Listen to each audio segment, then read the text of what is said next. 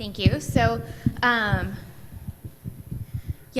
Good morning to everybody. My name is Melissa Nigro, and today I'm going to talk about observations of the summertime boundary layer over the Ross Ice Shelf, Antarctica, using SUMO UAVs, so unmanned aerial vehicles. And before I move forward, I'd like to thank my collaborators. So we have John Cassano here with us today, as well as Adrian McDonald and Ben Jolly. So the data set that I'm going to show you today was collected during a 2-week field campaign in January of this year.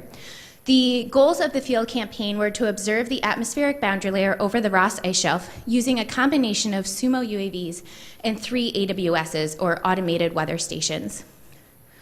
The campaign was run out of the location of the Tall Tower AWS, which you can see here. So this flat white area is the Ross Ice Shelf, and you have the Transantarctic Mountains here. And you have Ross Island and McMurdo Station down here. As I mentioned, we did use a combination of SUMO UAVs and AWSs. The SUMO is pictured over here on the right. It measures temperature, relative humidity, and pressure. And due to the configuration in which we fly the plane, we're able to calculate out both wind speed and wind direction. For the 2-week time period that we were in the field, we had 6 days that were good for flying, and during those 6 days, we were able to fly 41 flights. One of the automated weather stations that we used was Tall Tower. It's pictured in the background here. It's a 30-meter tower with 6 levels of instrumentation. It measures temperature, relative humidity, wind, pressure, and net shortwave and net longwave radiation. The other 2 automated weather stations are called SNOWWEB at AWS, and you can see it pictured here. They're about a meter and a half in height, and they have 1 level of instrumentation. They measure temperature, relative humidity, pressure, and wind. And we installed these about 10 kilometers to the south of Tall Tower and 10 kilometers to the west of Tall Tower. So essentially, this gave us a nice gradient in both the north-south and east-west directions, allowing us to calculate advection. Okay, so as I mentioned, we did complete 41 flights, and I wanted to give you an idea of what a typical flight might look like. So we would start by obviously launching the SUMO, and then we would have it climb up to about 30 meters above the ground. Remember, this is the height of Tall Tower. At that point, we would have it complete an entire circle with a diameter of about 140 meters. This gave us a really good representation of the atmosphere at that 30 meters, and allows us to directly compare our SUMO observations to the observations at Tall Tower. After that, we'd have it climb up to about 100 meters and complete another 140-meter diameter circle. And it would continue with this type of repetition in increments of 100 meters, all the way up to 800 meters, at which point we would land the plane. As is true with all field campaigns and all observation retrievals, there's always some limitations. So this was our goal for each flight. Most flights did look something like this, but we didn't always reach up to 800 meters. And those limitations that we ran into were that the SUMO had trouble tracking its position in wind speeds of greater than 15 meters per second. We also had trouble with clouds. So if we flew into a cloud, we had some trouble with icing. Essentially, we could see the plane was having some problems. We would land it, and we'd find ice on the prop. And then last, battery lifetime. I think that's pretty common for these types of aircraft. Basically, the SUMO is run on a lithium-ion battery. The temperatures in Antarctica are really cold. Essentially, we would get about 20 to 25 minutes of lifetime for each flight off of a single battery. Okay, so before we take a look at any of the actual SUMO observations, I wanted to give you an idea of the general weather while we were out in the field for that 2-week period. So on the left, you have the temperature observations from Tall Tower, and on the right, you have the wind speed observations. The different colors are just indicating the different levels. So red is the top of the tower, and you follow the rainbow down to purple and then black for the bottom of the tower. So and then I should also mention that these black dashed lines are the times that we actually flew the SUMO. So the temperatures were actually fairly mild while we were out there. The temperatures ranged from about minus 13 degrees Celsius to about minus 1 degree Celsius, so it was fairly pleasant.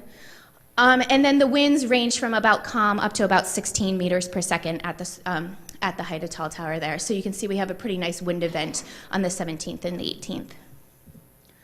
Okay, so now let's look at the actual SUMO observations. And I want to point out before we take a look at these, is that we are really interested in the changes that we see between subsequent flights. So we can take a look at the atmospheric, the structure of the atmospheric boundary layer, and we can see how it changes a few hours later. So we're looking for things such as warm air advection, cold air advection, surface heat fluxes, things of that sort. So on these plots, you'll see on the bottom is temperature. On the y-axis, you have height above the surface. The dark blue line is the actual SUMO observations. And it's tough to see on this projector, but there is a dashed gray line, which is showing you the dry adiabatic lapse rate, just to give you a reference. Okay, so the first set of flights are from January 22nd to the 23rd, and during these flights we had pretty light wind conditions at the surface. So the winds at the surface were less than 4 meters per second through the duration of the flights that I'm going to show you here. So this is on the evening of the 22nd, so we're looking at about 6 p.m. local time. You can see that we do have a mixed layer at this point. It is super adiabatic, and it goes up to about 100 meters. And then above 100 meters, it does transition into a weakly stable layer. If we then move forward to the next morning, so this is now at a little after 9 a.m. on the 23rd, we see that the boundary layer has cooled quite a bit overnight, so about 5 degrees Celsius cooling. So we had some surface radiational cooling. We now have a well-mixed layer with a depth of about 40 meters. And above that, you can see a very shallow or a very small weakly stable layer from about 40 meters to 75 meters. And that's topped with a very strong capping inversion, so about 5.5 degrees Kelvin from about 75 to 170 meters. So kind of a nice structure to take a look at. We also see we had some warming aloft, so we're assuming that we had some warm air advection overnight. Moving forward a couple hours, we're now at about 11:30 in the morning. We see that our mixed layer has warmed. It hasn't really, the depth of it hasn't really changed in the past 2 hours. And we see that aloft we have very little changes. So at this point, we're assuming mostly no temperature advection. This is now ahead another about 2 hours, so about 1:15 in the afternoon. Our mixed layer has warmed again, and it's actually deepened. The capping inversion has lifted a little. We think maybe we're seeing some entrainment at this point. And again, we're not really seeing evidence of warming or cooling aloft, so probably no temperature advection at this point. And then, okay. Now we're at about 6:20 in the evening, so this is about 24 hours after that initial flight that I showed you. The mixed layer continues to warm and deepen, but we're not, actually it didn't really deepen from that last one, sorry, and little changes aloft.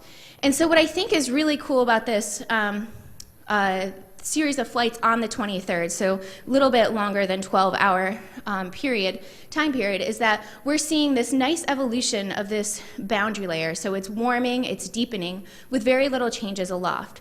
So essentially, we're assuming that we're seeing very little temperature advection over the course of the day, and that most of the evolution of the boundary layer is driven by surface fluxes at this point. So a nice little case study to take a look at, and we're definitely going to dive into it some more. So in addition to looking at the actual evolution of the atmospheric boundary layer, we can also compare the SUMO observations to other data sets and see how well they agree or disagree. And so I apologize, the colors are a little light on this, but this light blue line, if you can see it, are the SUMO observations. These red lines are the tall tower observations, so those 6 levels of instrumentation. And then this green line, which is kind of faint, but maybe you can at least see these crosses, are output from the Antarctic Mesoscale Prediction System. So that's a numerical weather prediction system that's used fairly widely in the Antarctic for both operational and research purposes.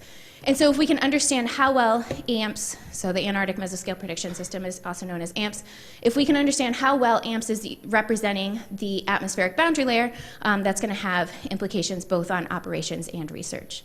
So in this case, we can see that the SUMO observations and the tall tower observations right around that 30-meter mark are in good agreement. So it's nice when your 2 observational data sets match up.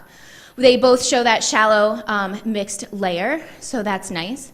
And we see that AMPS, if you take a look at the actual boundary layer down here, misses that mixed layer and actually is showing a surface inversion. So obviously this will be a nice case study to take a look at to see why AMPS is predicting that surface inversion. If we move forward to 6:20 in the evening, again, we're seeing a good agreement between the Sumo and the tall tower, right around that 30-degree mark. They're both showing the super adiabatic surface layer. Again, AMPS is not really capturing what's going on in the boundary layer structure. So again, I think we can take a look at the evolution of the atmospheric boundary layer over the course of this day and try to understand what's going on with the AMPS forecast. Okay, so let's take a look at another set of flights. So this is now the 20th to the 21st. And the surface winds were a little bit more moderate during these flights. So we're looking at 5 to 11 meters per second for our surface winds. And you can see this is on the evening of the 20th, so around 8:30 p.m. We have a really nice stable boundary layer at this point. If we go to the next morning at about 7:15 in the morning, we can see that, again, we had some surface radiational cooling overnight. We now have transitioned from that stable boundary layer into a mixed layer that's about 50 meters deep, and it's topped with a capping version of about 2.5 degrees. If we move forward a little bit, you see that the mixed layer has cooled a bit and deepened to about 100 meters. And we also have some cooling aloft. So this is telling us that we probably have some cold air advection going on. But you'll notice that we have more cooling aloft than we have at the surface. So this is indicating we probably have some upward surface fluxes that are preventing that mixed layer from cooling quite as much as what we're seeing aloft. And so due to time, I'm skipping through a couple flights here, but you see that the mixed layer is now starting to warm. It's little change in depth from what we were seeing before. And now instead of cold air advection aloft, we're now seeing temperatures that are kind of staying more constant. So we switched from cold air advection to kind of no advection at this point. And that warming in the mixed layer is probably still due to the continued upward surface fluxes. If we move forward, we're now about 12:30 in the afternoon. The mixed layer is warming, and now we're also seeing warming aloft. So we've switched from cold air advection to no advection, and now back to warm air advection. And if we move forward to that evening, so I've fast forwarded to about 5 p.m., you see that throughout the course of the day, we had a lot of warming aloft, so warm air advection throughout the day, and the mixed layer has also warmed and decreased in height a bit. But then if we go to about 6:30 p.m., we see now that we have switched to cold air advection, so we have cooling aloft. And then eventually, by about 10 p.m., we have now switched from a well-mixed layer back to a stable boundary layer, which is a really nice transition to see. So then 24 hours, we went from a stable boundary layer to a well-mixed layer, back to a stable boundary layer. And we had cold air advection that switched to warm air advection and back to cold air advection. So again, this is a really nice data set to take a look at. So some of our conclusions, as I mentioned, I think we've seen some nice things in our observations. We've seen both, looked at cases for both weak and moderate winds. We've seen the transition from the stable to well-mixed back to stable boundary layer transitions. We've seen evidence of both warm and cold air advection. We've seen super adiabatic surface layers. And we've seen cases where AMPS didn't do such a great job of predicting the atmospheric structure. And I actually pulled the slides for that second set of flights. But during those flights, AMPS actually did a fairly good job of predicting the atmospheric boundary layer. So we need to take a look at why does AMPS get it right sometimes and not other times. Our next step is to estimate the sensible heat fluxes that correspond to these changes in the structure that we are seeing. Obviously, we want to dive into the comparison with AMPS, and we're going to work with some collaborators at Ohio State for that. And then John is actually going to go back down to Antarctica in September 2015 and fly the Sumos out at the Pegasus ice runway. And the nice thing about September 2015 is that September is still winter-like conditions in Antarctica. It's still dark and things of that sort. So it would be really nice to get those observations of the boundary layer. I think that's it. If anybody has any questions, I'll leave you some pictures.